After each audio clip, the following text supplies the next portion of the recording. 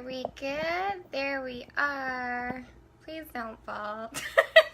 Okay, so I just went over the beginning of understanding the 3 eclipses that were going on during the summer, or I'm sorry, the 2 that have gone on, and then the one that will be tomorrow, the finale of the eclipse season, as well as understanding how the retrogrades also have their part to play as well.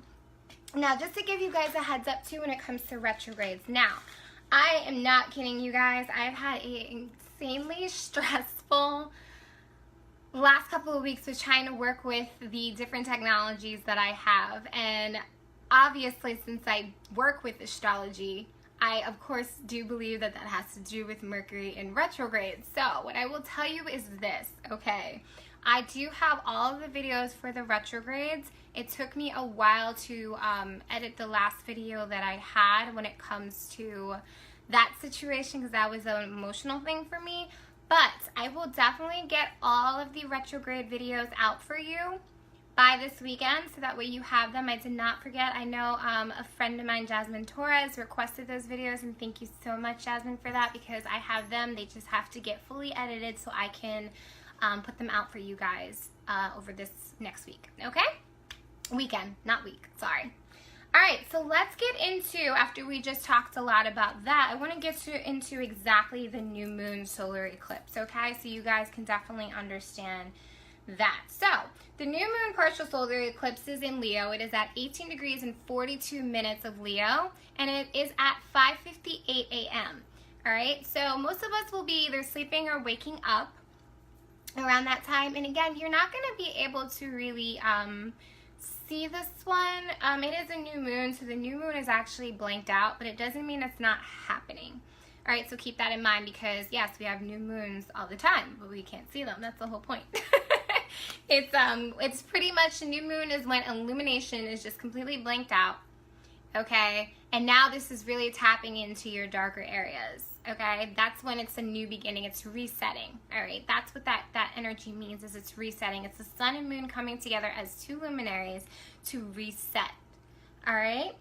So that's what that's about. Because the new moon is in Leo, it's going to affect anywhere in our charts that we have personal planets between 14 degrees and 24 degrees, okay, of any of the fixed signs. So these fixed signs are Leo, all right, because it's in Leo. We also have the fixed sign of Scorpio. Then we also have the fixed sign, oh, I'm sorry, I forgot about Taurus, which I shouldn't, because that's my earth twin. So then we have Taurus, and then we also have Aquarius. Okay, so those are the 4 fixed signs that are going to be affected. So when it comes to your sun sign, you're definitely going to feel it, because that's within your ego. So you're going to feel some new beginnings with that. So if you're one of those 4, Taurus, Leo, Aquarius, or Scorpio, you are definitely going to feel it within your ego, okay? But on top of it, you're also, anywhere you have in that chart, right? So again, I'm going to bring the chart up so you guys don't get confused by this. Just so you can see, this is what the events chart looks like, but in your own personal charts, if you see any personal planets, right? So it's these little symbols here, they all represent a different planet. If you see them in your chart, let's say, like, you know, we have, where is this? So that's not in Aquarius, but this is just giving an example. If you have a sun, moon, then there's Mercury that's right there. The North Node is there, okay? And that's in Leo. Let's say you have it in one of those 4 signs. Those are going to be affected if they're anywhere between 14 degrees and 24 degrees, okay? So it's really important to kind of understand that as well. On top of that, every sign is really going to be affected when it comes to giving new beginnings. So I will go over that in the next video that I will be putting up right after this one. All right, so let's just talk about this. So let's talk about Leos, right? It's Leo season. Happy birthday, Leos. So every Leo can tell you that they love them some attention, unless you have a moon that's in Capricorn, or like a moon that's, you know, it's very hard to get a Leo to not want some attention. And there's nothing wrong with that, because Leo is governed by the sun, okay? So the sun is the center of attention. It's the center of the solar system. That's where all the planets are, you know, they're doing their transits around the sun. So Leo energy is very confident energy, okay? It's confident energy. It is self-expressive energy. It is the fun sign of the zodiac. It governs the 5th house, okay? So 5th house has to do with fun, creation, self-expression, children, romance, okay? When I say children, I mean childhood of your own and then your own children's childhood. It has to do with speculation, recreational things, so it could be sports, it could be games, it could be gambling, so it's really the playhouse. That's what I like to call it, okay? It is the house of fun. And having this new moon in this kind of energy is a beautiful energy to really feel the feels of highlight, feel the feels of confidence rising, you know, of the queen or the king that you are. You are able to really fully feel those things. So it's a beautiful new moon, new beginning. But in order to be able to have that, you still need to recognize that, you know, the things that have happened in the previous eclipse, they have to be let go, because in order for you to shine, you have to clip any weeds that are not allowing you to grow. So it's really important for you to be able to accept that, because gifts are coming in. You know, let your cups pour out so that way your cups can be refilled with more consciousness, more water, more things to feed your soul, more things to grow your spirit, okay? It's so important to understand that. So you have the new moon in this area. So this is really going to shine lights on that situation in your life. It's also gonna be motivation for this. What else do I have here? So self-confidence is a major thing.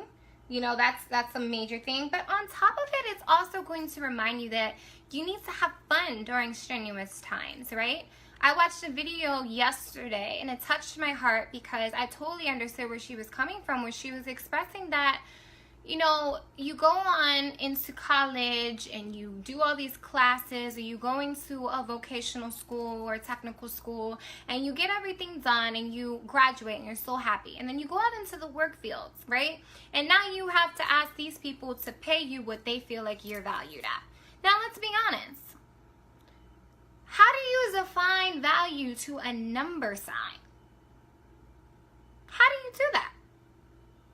That's tough, right? It's tough when you went and did all this hard work. You might have done a internship that was like to die for, something that was just like gonna really push you further and further up the bracket. And you thought, you were like, I'm gonna start at here. And then when you get that call back from the job that you really were like, wow, this is really it for me, this is the job I wanted, they might not necessarily give you or gift you that salary that you feel like your time is worth.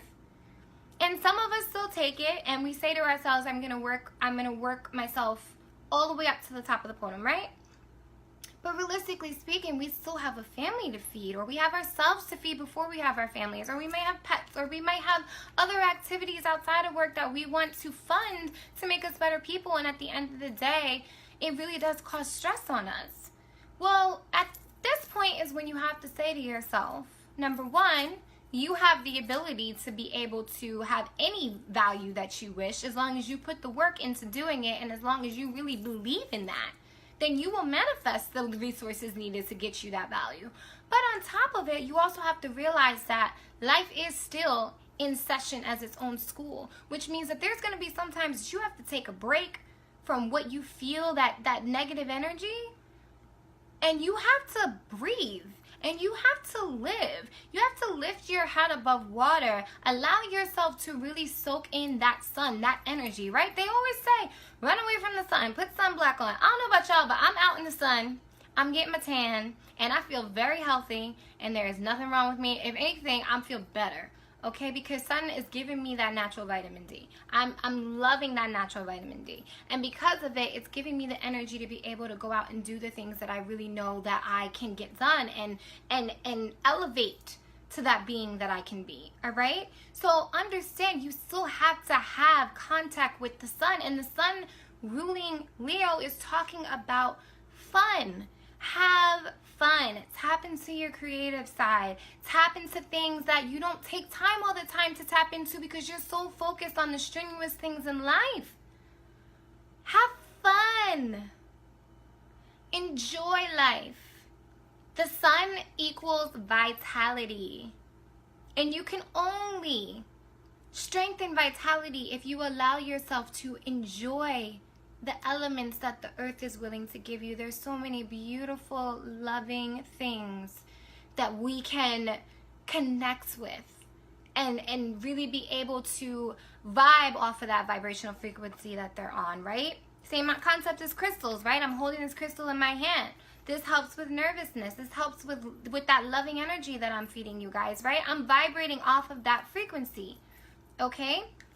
So being able to vibrate off that frequency is what's allowing me to feel that strength of vitality. And that's what's important here, is understanding vitality is not just going out and working every day. Vitality is taking care of the soul. It's self-care. It's self-medicinal, right? It's not just going out and using drugs or whatever that they tell you to temporarily cure issues. It's actually tapping into something stronger.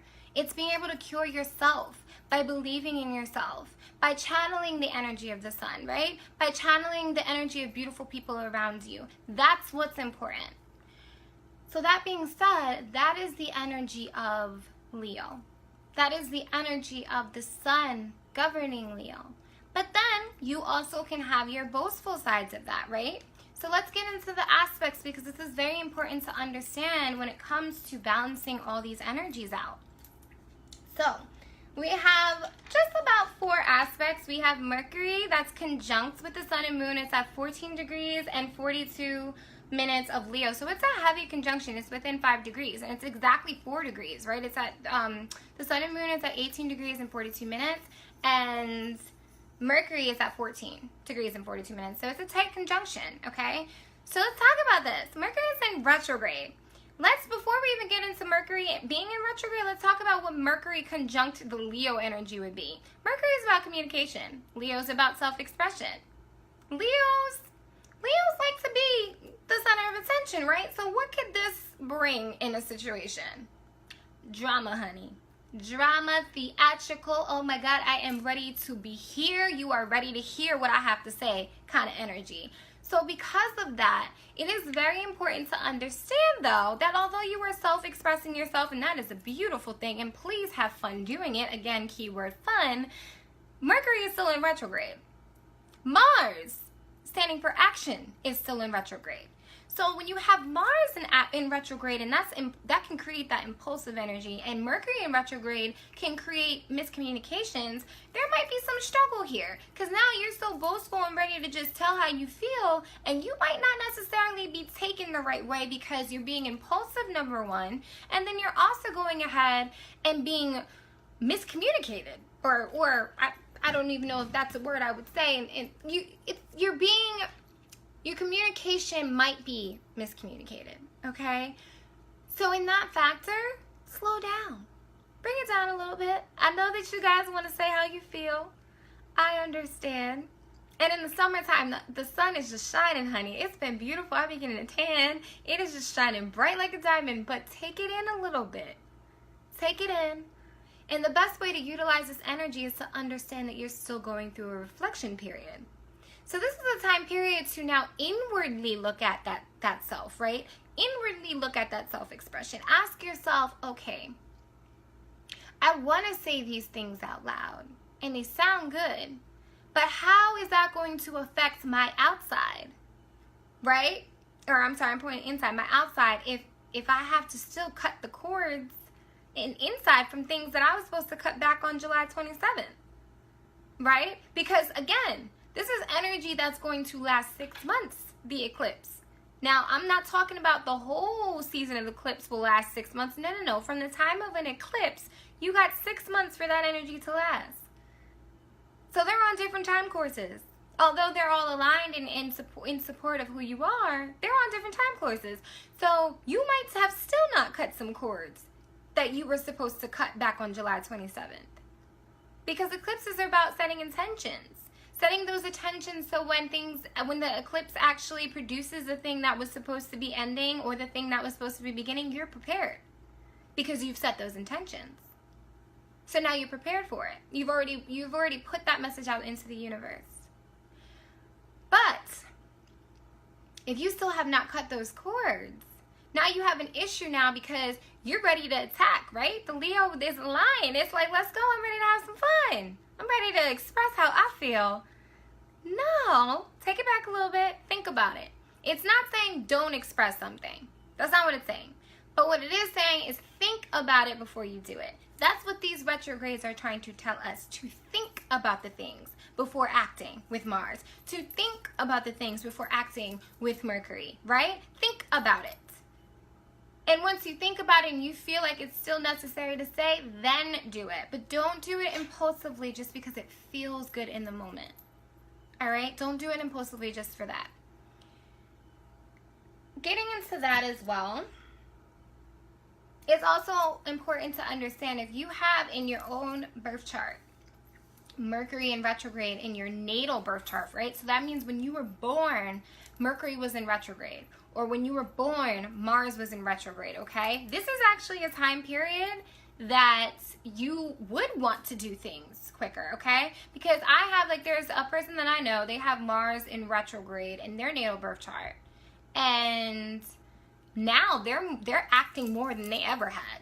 Okay, I'm seeing them do things that I'm like, okay, I didn't even know you had that in you. But when I looked at their birth chart, I was like, okay. Because the issue is when you have Mars in retrograde in your natal birth chart, you might have not been so active about making, not just making decisions, but being proactive about the decisions that you make, or acting on things that you really should act on. You had an issue with that in your past. So now in this lifetime, or you might have had the issue with that in your childhood, now in this lifetime or this area in your lifetime, you're starting to learn how to, okay? So if you do have Mercury in retrograde in your natal birth chart, or Mars in retrograde, okay, then this is the perfect time for you to start doing things. But you also have to understand that the rest of the world, not the rest, but majority of the world doesn't have that.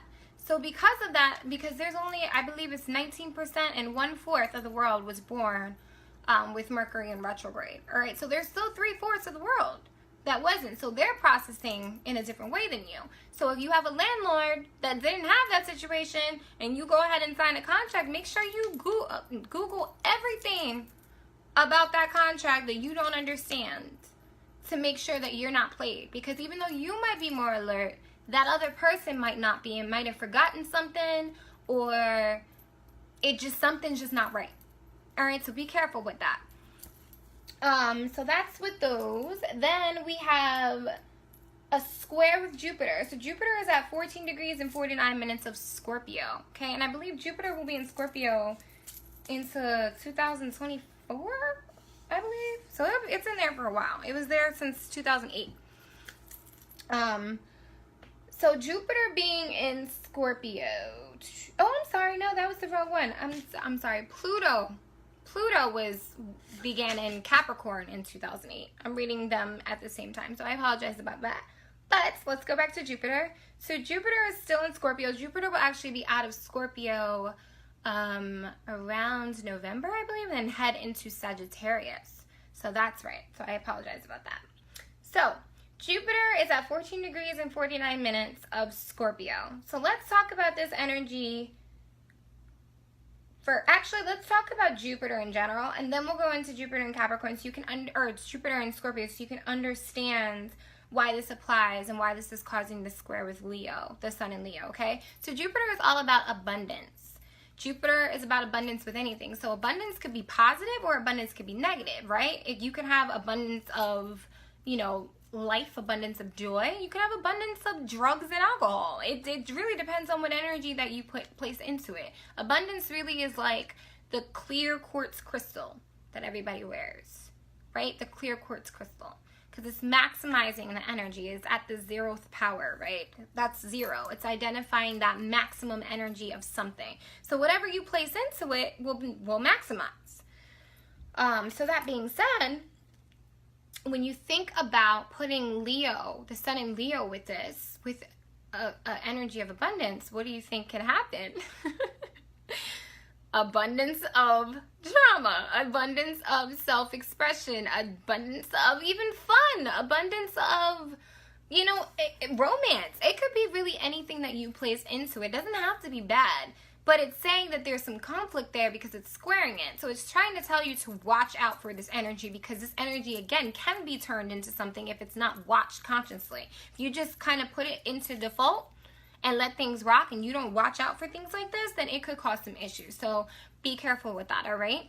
Now, with Jupiter being in Scorpio, all right, Jupiter in Scorpio is really all about going in and really, there's an abundance of digging, an abundance of going into the darkness and pulling things out that don't necessarily need to be there. That the secrets, right? Because Pluto really has to do with our transformation, death, rebirth, and secrets, and everything that Scorpio has to do with. So psychology, okay, occult sciences, because it rules the 8th house, so the death and rebirth, okay. It also has to do with, Pluto heavily has to do with our desires, how we go about wanting our desires, because we really haven't experienced something yet. So it's about how we go about experiencing this thing, so that way it's not desired anymore. Because, right, let's be honest, once you have a desire towards something and you get it, it's not saying that you're going to completely drop it, but now your mind is going to desire more from it, or you're going to be done with it.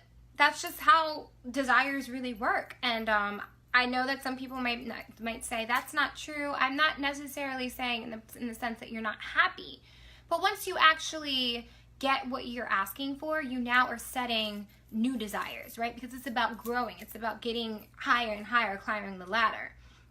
So that being said, that really has to do with that too. That has to do with the fact that you're digging in deep, so that way you can accomplish your desires, right? You're pulling out all the secrets, the unlocking doors that you can really be able to get your desires from these things, get your desires from these codes that you're cracking, okay?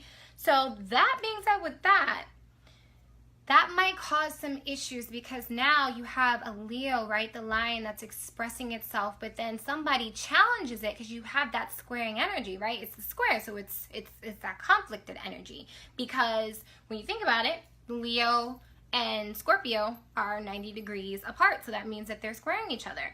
All right, so now you have that squaring energy causing conflict. So this you might feel as if somebody is trying to dig up some dirt about you and affecting your fun, okay? And it's going to cause some conflicts, but you have to be stronger than that. Don't fill that abundance with negativity. Don't fill that abundance with drama, okay? Another thing, too, is it doesn't have to be somebody else. It could be you. Maybe you're placing a smile over your pain. Maybe you're placing a smile over your abundance of feeling bad about something. You know, like, it's not a good thing to go ahead and to lie to yourself. You know, that's not what this energy is about. The sun is recharging your soul. It's not trying to add on smiles over things that need to be talked about, okay? So it's very important to understand that this is a time period that's very sensitive of the abundance of coming up with all that stuff, that gook that's inside that you don't like to really confront too often. This is that time period that a lot of us are feeling like that. A lot of us are confronting that. And because of it, this is a time period that the sun might shine light on that, and you have to be careful with that. You have to understand that's when you have to think back to the fact, no. This is the Matrix. I'm in a Matrix. This storyline that was given to me is not even my storyline, right? It's not my storyline. It's a storyline I was given so I can learn something. You have to keep that in mind. Because if you don't keep that in mind, all the stuff that's coming up, especially since that July 27th eclipse is still bringing up past life stuff, right? All that stuff that's coming up, you can't put a smile over that. You have to get professional help, or you have to practice self-care, something to balance those energies. Because again, a new moon has to do with the sun and the moon aligning with each other, hugging each other, and saying we're going to work together. Emotion and ego is working together to be able to act, okay? So keep in mind with that. Also, you don't want to boil inside. I said that either tactic is unhealthy to do that. You don't want to boil inside. It's not good. You have to talk to somebody about that. So that's with those, all right? Again, oh, it's very important to understand too, with Jupiter being about abundance, don't let this overly feed your ego. Don't let this overly feed your ego. You need to make sure that you stay balanced. Don't be boastful. It is not cute. Leo is the social person that loves to be at the party, but when Leo acts ridiculous and decides to do things that make them stand out better than other people, that's not about everybody, right? Leo is opposite from Aquarius. Aquarius is about community. It's about everybody. Don't be so boastful to where you're now making people not want to be around you, because you have all this energy and abundance, but now you're shining negativity, because that's not right. And now you're spreading poison. So please keep in mind about that, because that's very important. All right, so now we have 2 more aspects, and then I'll get into how everyone is individually affected when it comes to your rising sign. So we have what's called a quincunx, okay? That is Quincunx. It's called a quincunx. There we go. Cool name. What quincunxes are when 2 elements, okay, or I'm sorry, 2 signs are of different elements, obviously, because if they weren't of different elements, then they would be trines, okay? So they're of different elements, but they're at 150 degrees apart from each other. And what that means is that they actually don't have a lot in common, to the point where they naturally compartmentalize because they just are too different. But they also don't want to like bump into each other, because they can't even really merge either, because it just doesn't work. It doesn't, there's issues there, because it's a lack of understanding each other. All right. So that's the same thing when you're putting that idea along with what they represent. So let's talk about that. We have 2 quincunxes. We have one that's with, having moments. One with Pluto, and the other one's with Neptune. All right, so let's talk about Pluto first. So Pluto is, like I just stated before, it is the planet of desire. It's the far out planet, so it taps into consciousness, right? The far planets, the planets that are far out, are the 3 planets of Uranus, Neptune, and Pluto. Those really have to do with after the horizon, okay? So those are things that have to tap on us that tap on us on levels of the conscience. The subconscious. Okay, they go way deeper. So Pluto has to do with the desires, and it represents the transmutation that's caused by transcendence of inner power through the experience that are desired in the outer world. So let me repeat that, because I kind of got tongue-tied there.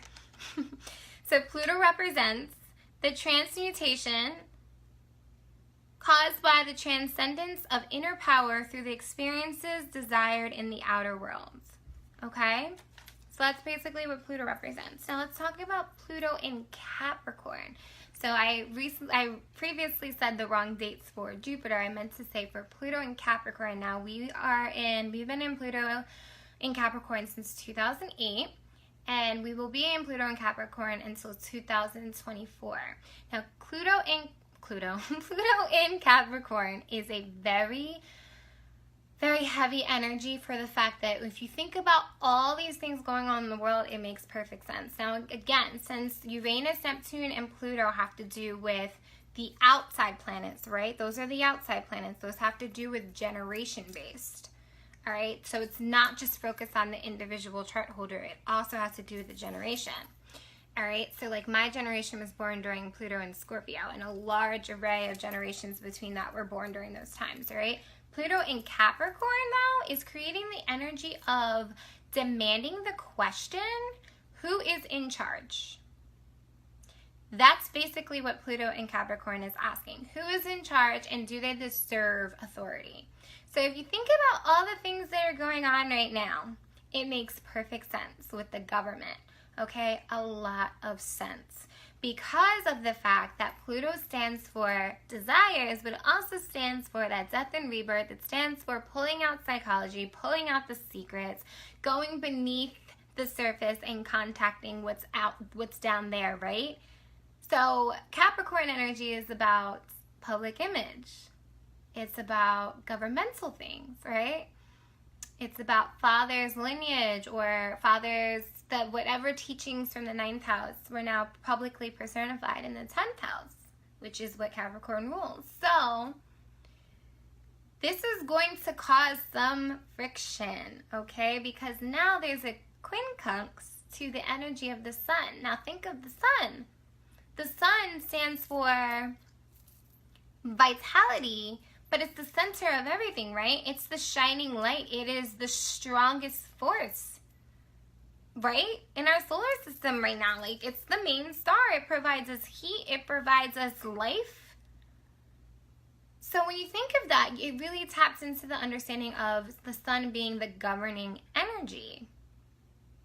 So when you think of that as well, the sun rules the 5th house, and 5th house has to do with that as well. But like, also think of the sun in the birth chart as the father's lineage, right? Whenever I read a birth chart, I look at someone's sun and I'm like, oh, your father did this, or your father has this effect in your life, or whatever the case may be, right? So now you have the sun conflicting with the energy of who's in charge. Well, let's think about that. Think about the fact that the sun actually has the main light. Not Pluto. Pluto's important, but Pluto doesn't have the main source of light. So this also makes us realize that there's going to be some struggles and conflicts within who has the main light, who actually has it, and who is trying to seek it, and if they really deserve it. So that's going to be all areas of life, but you also have to think about how it applies to government. I watched a movie, I probably mentioned this previously in another video, and I think everyone should see it, because if you can understand how thoroughly accurate this is with, like, in general of the world, how accurate it applies to what's going on in general, right? It's called Nerve. And Nerve is about the fact that there's these kids who have this game that they create, right? They create through social media. And these kids are fighting for their lives over years. And they have to, like, literally die, or something dramatically has to happen for them to get out of this game. But once they enter the game, they have to keep going and keep going and keep going. And it just keeps feeding this game. And then something happens where finally the people in the game protest, the people playing the game, because they realize that lives are being taken. And similar to the Hunger Games, but in this factor of, like, now they decide to do some mass thing of, like, they challenge people to being a part of something that would be considered murder, and all of them could have went to jail for it, right? Because they're all watching this game. And the way that everything just shuts down, and you start to realize that we are feeding the government our energy. We are feeding the government the ability to tell us what to do. We are feeding the government the anger. We are feeding the government all the support in the world for them to feel like they have control over us. The government, the people that are in the government bleed just like we do. They have lives just like we do. They're going through journeys just like we do. But because we are feeding these people to feel like they could set these laws and perform whatever that might hurt some people. You know, you have these things going on the borders. You have racism. You have feminism. Feminism is more positive, but I'm saying people that are against feminism, people that don't want women to have rights, right? So you have all these things that are going on.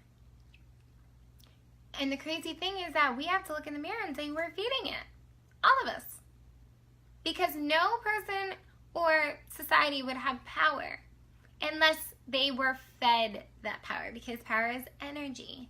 And it takes energy from every one of us to keep responding for them to get power. Think about the Kardashians, okay?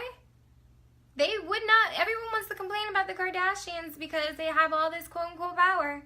But everybody keeps they're disliking their comments, writing on their posts. You know, every time, right? Every time someone says something, that's an extra dollar in their pocket. And they just need to stay relevant. So, that being said, this is important energy to understand that there's going to be a lot of issues between power struggles. A lot of issues with power struggles. Because we're going to start, I mean, we already have, but we're really going to continue to pull out all those secrets from the government, right? Pull out all those things that need to be discovered. And as we pull them out, it's up to us to claim the power after that. It's up to us to take responsibility to do so, right? You can't just now keep showing somebody some stuff about them, showing them things that are negative, and then you don't do anything about it after. This is gonna offer some conflicts with that, okay? So there's power struggles. Again, especially if societies stick together and fight for their beliefs. Absolutely. You have more power as a people, as a group of people, as a strong people, than anybody that thinks that they can rule over you. Okay? So there are going to be some domination challenges with that. All right, and lastly, we have the very last aspect, which is going to be Neptune quincunx. All right, so Neptune, before we get into the retrograde aspect of it, Neptune is the transcendence. It is the existence or experience beyond the normal or physical level. It's focused on the consciousness one collects through a means of a physical experience and the ability to integrate thoughts and an illusion into physical existence. Okay? So what that's basically saying is that thoughts are an illusion. We are an illusion, right? Our consciousness is an illusion. I talked about this previously in one of the videos, so I'm going to say it again. Here you have a cup, right? So Saturn takes form, right? It builds the form for consciousness. So this is Saturn. Saturn made this cup. The discipline, the hard work to actually construct this, to build this. And then the water that's in this cup, this is the consciousness, right? It's at a very low consciousness right now, probably because I took all the consciousness in from drinking it. But the point is that this is the consciousness being held into this cup, okay? The consciousness, the water, is Neptune. When you think of the same concept of a body, right? So this is the body, the cup. The water is the consciousness. We are made of 50% to 65% of water. The rest is skin and bones. Unless you're a baby, then it's, I believe, 70% to 80% or something like that. But after a year, it's dropped down. All right, so this to 50 to 65%. Go figure. More consciousness with babies, right? After a year, after society hits the baby, all the stuff that the baby's eating, taking in, its experiences, looking around, the ultra waves that are probably spreading some kind of belief system out there, right? I mean, I'm sure you guys are not that silly. I'm sure you understand that could happen. Ultra waves, right? We respond off of ultra waves. Listening to the radio. You think the baby's not picking up this energy? They're more conscious to it. They're more able to pick up these energies. They're fresh out the water, out the womb. Right, so then the consciousness lowers, but then at the same time, or I should say the percentage of water lowers. And then after that,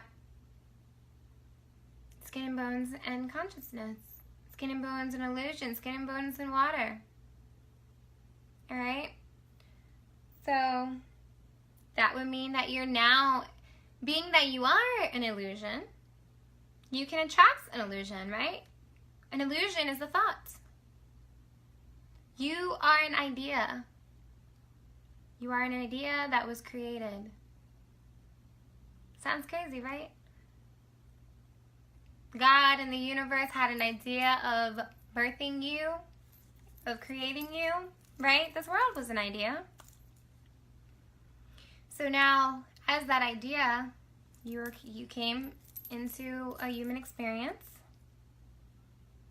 And now you can also attract other ideas, right? So other illusion can be absolutely brought into physical plane, right? If you guys remember the Magician Tarot card, where you guys can Google it on your own time, it is literally the man. He has all 4 elements on his table and he's ready to use all of them, right? And he's pointing at the sky with his candle and he's pointing down at the ground. In other words, saying, I have the ability to manifest something from the spiritual realm into the physical realm. So it's about that idea and bringing that into physical manifestation. Okay? So it's that same thing. But now think of this as the Neptune is also in retrograde right now. So when Neptune is in retrograde, the illusion is now the nice person is not so nice anymore. You look at them and you're like, this idea was beautiful, and now the idea is just not the idea I thought it was. Right? He's not what I thought he was. She's not what I thought he was. That job was not what I thought it was. That group, they were not what I thought it was going to be. Like, you know? So, that's what Neptune in retrograde means. It's taking back the curtains from the illusion. And it's showing you what it really is behind those curtains. What you see is beautiful, but what is really there? Right? And I know somebody can argue with this and be like, yeah, but it's all based off of perception. And you're absolutely right. Because over time, your perception might change. Because you see a person for who they really are. Or who they really are to you. Right? So Neptune is in Pisces. So Neptune governs Pisces. My dog is really jealous right now. He's making sounds by the door like, take me out. So Neptune it governs Pisces. So because of that, it's at home. It's chilling. It's on vacation, chilling, right? It's happy. It's in its happy place.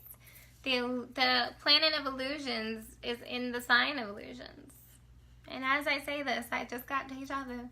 So crazy. But there's no more sugarcoating to anything, right? Because you see everything for what it is. So that could be an issue here. That could cause some problems because now you have the planet of fun and vitality.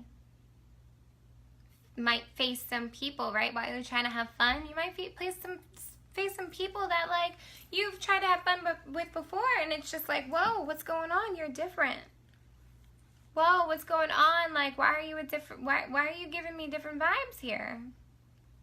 So that could be an issue. Or maybe your fun is prevented by the fact that you might need to tap into a mirror of your own issues, right? You might have to go and look at yourself and say, listen, I have some stuff that I'm seeing through this Jupiter and Scorpio lens, and like, I can't hide this from myself anymore. So there might be those issues as well. Romance, right? Leo has to do with romance. Maybe, like I said before, maybe the person that you thought they were, they're not actually that person. But is that going to separate, is that going to destroy the way that you see yourself, the way you self-express yourself? Watch my last video. Watch my video about Jupiter going retrograde. Are those person's beliefs going to define your beliefs and everything that you know? You just going to throw it out the window? Ask yourself that. That's that energy, that quincunx energy of Neptune and Pisces versus the Sun and Leo. It's that conflict with the fact that, you know, you're having those issues. Now, again, it could have been It could have been the fact that while just Neptune in general in Pisces could cause those. But now you have to think about Neptune and Pisces in retrograde. Okay, so it's major. So, those are the aspects of the new moon. Again, I want to point out one more thing before I hang this up and then go ahead and start doing the videos for the signs. But I want to kind of tell you guys this because this is something I've been thinking about. You guys remember the movie I, Robot?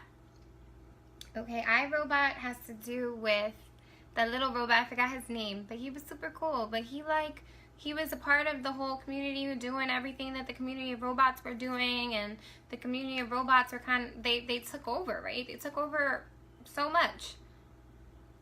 And then he decided to be different, right? And he saved the day at the end of the movie because he decided to be different. What this can represent is the idea of consciously acting or unconsciously acting. What that means is that it is up to you to take this information and do something with it and utilize it, right? You represent a computer in some ways, right? You're downloading all the ideas. That's what you represent in some ways. And some of these computers can be manipulated by governmental rays, right? They can be manipulated by that, or they could take a stand to that. That Uranus, right? Aquarius, take a stand and rebel against those things. And Uranus is in retrograde right now, so. And I hope I mentioned that in that before. But yeah, I did. So this is standing for the idea of breaking free from your everyday situation and taking this information and choosing not to press the default button, not to wake up and just go to sleep, right? Wake up, go, drink coffee, get on the train, get in the car, on the bus, go to work, do all the work, come home, maybe stop at happy hour, come home, watch TV, fall asleep watching reality television shows or the news, being pissed off because you fell asleep on the couch. Now you gotta like take your makeup off or like wrap your hair, and then you have to go in the bed. This is choosing to have a different schedule than that all the time. You want to have a schedule like that maybe 3-4 times out of the week, that's up to you. If you want to do the full 5, that's up to you, but have some time for yourself. Have some time to do some introspecting and thinking and curing, right? And having your own ideas and birthing your own ideas. All right, so this ends this portion, and I will be right back with the signs. Okay, guys. See you soon.